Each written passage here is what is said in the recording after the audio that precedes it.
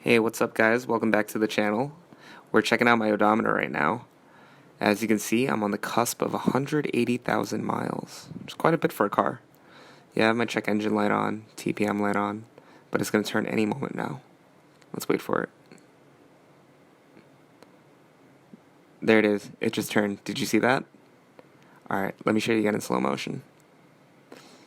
180,000 miles. Needless to say, this is a high mileage car.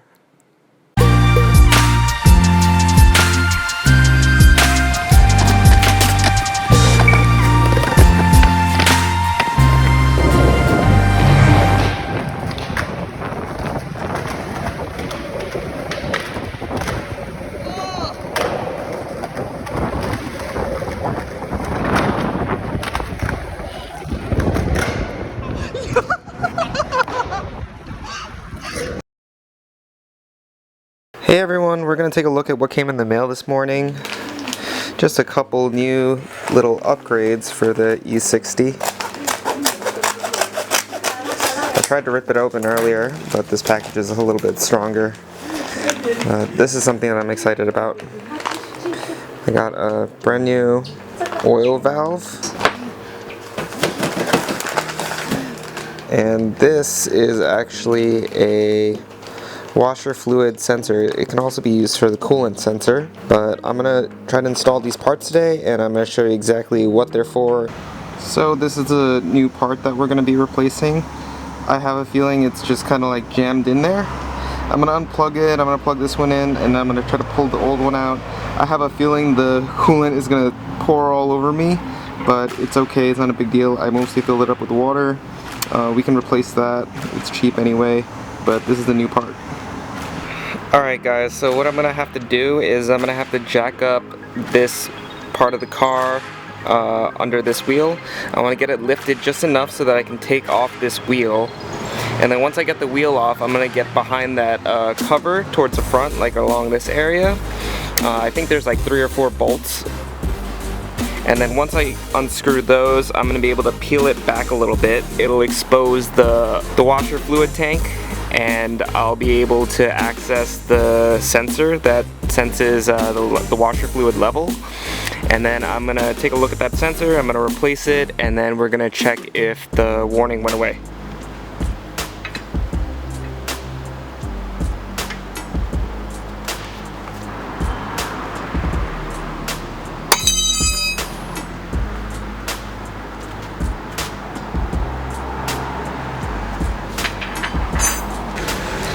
Okay, so I had a hard time turning the lug nuts. The lug nuts are pretty seized in. What I'm going to do now is I just started the car and I'm just going to turn the wheel to the side.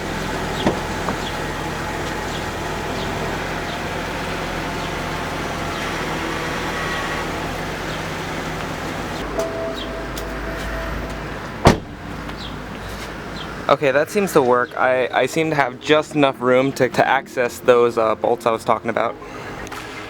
Alright, so it's kind of hard to get the exposure right, but I see 1, 2, 3, 4, 5, 6, 7, 8 total brackets. Let me see how big they are. And it appears they are 8mm screws. And I'm not going to need to take all of them off, but I think I'm going to have to hit these 4. So that I can at least peel it back, and then I should be able to access the sensor. So I'm going to do that real quick. It's also like 100 degrees right now. Alright, so I got one of the screws out. Make sure I don't lose them. Most of them aren't in there super tight. Got another one out. And that one needs a little bit more. Comes right out. This one comes right out too. And then I got 4 screws out, and then I'm able to look at that. Okay. I can see it. I can access the it's not completely obvious to me where this sensor piece I'm looking for is. Maybe I'll take a few more brackets off and see if that'll give me more access.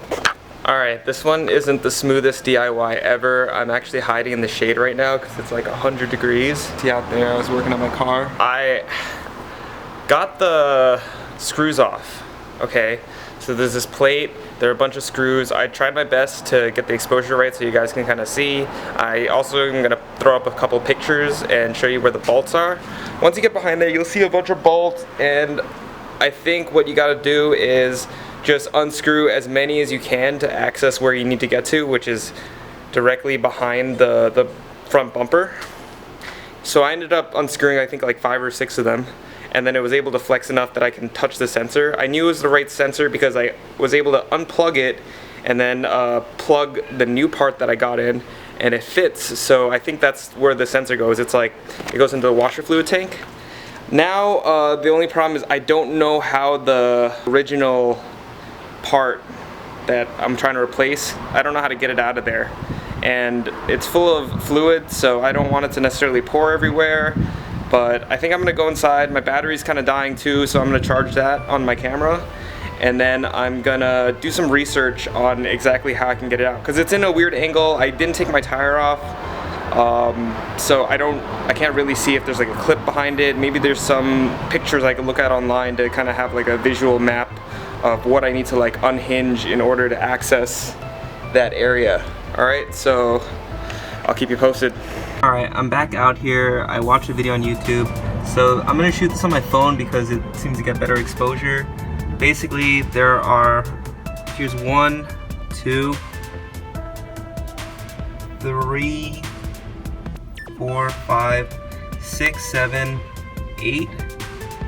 8 screws that I took off so that I felt comfortable enough to kind of peel this back without pulling on too much shit, right? And then I saw in the video, all you really have to do is twist the sensor off. So now I can reach back here. Okay, this is the new sensor. Anyway, okay, I got it out. This is the old sensor. Basically, it's in there, right? And you have to turn it counterclockwise so that these prongs release, right? So in there, turn it counterclockwise, and then it just came right out. All right. So now I'm gonna put the new sensor in the same way. I'm gonna go in this way and then turn it clockwise to lock it in. All right. Basically, there's not too much I could show you right now. I have my hand in it. I'm kind of trying to wrestle with it, and I could feel it.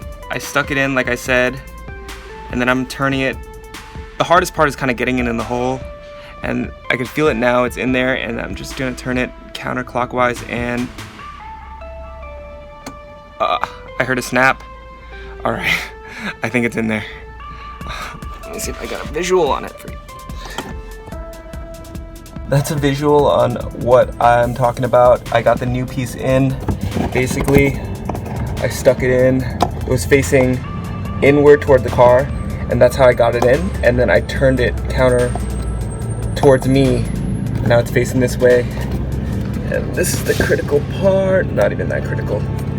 It's not that serious. I'm gonna plug it in like that. And then let's see if it works. Back outside on the normal camera, we're gonna get in the car. Oh, it's so freaking hot.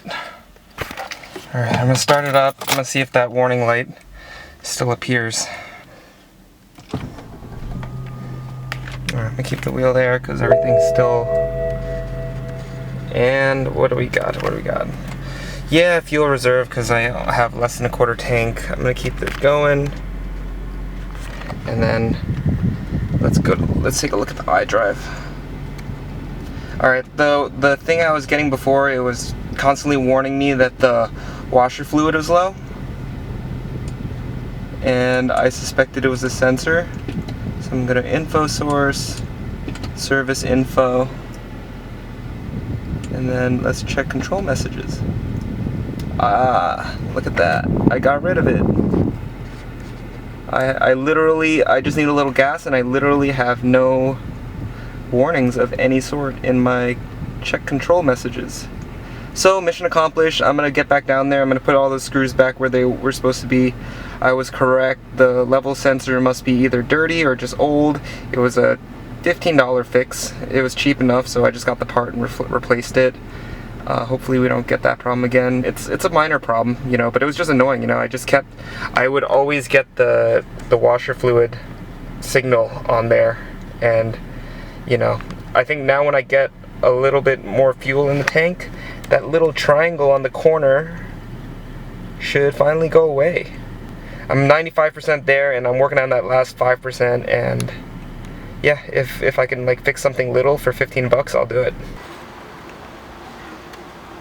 There's the old level sensor.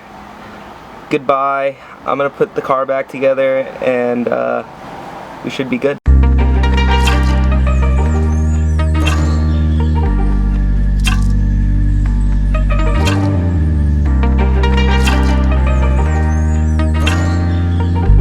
Alright guys, got the car back together, screwed everything in.